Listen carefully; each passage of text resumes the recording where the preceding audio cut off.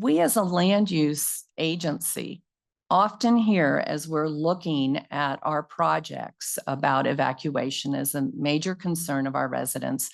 We're focused, as you know, in the basin on very capped development and really focused on redevelopment of our town centers and old dilapidated buildings. I wanted to see what your concerns were as it relates to the Tahoe Basin planning for town center redevelopment.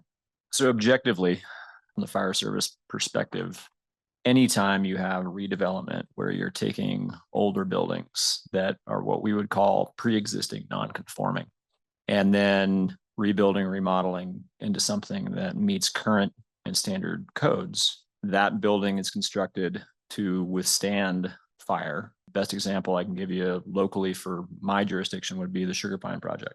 New codes, new defensible space requirements, sprinklered structure, non-combustible siding, non-combustible roof, double and triple pane windows are a far cry from a Tahoe cabin. So in terms of safety and looking at it objectively from my fire station, anytime you have redevelopment where you're improving upon, not building out like, building out subdivisions, but improving upon the existing, then that's a benefit.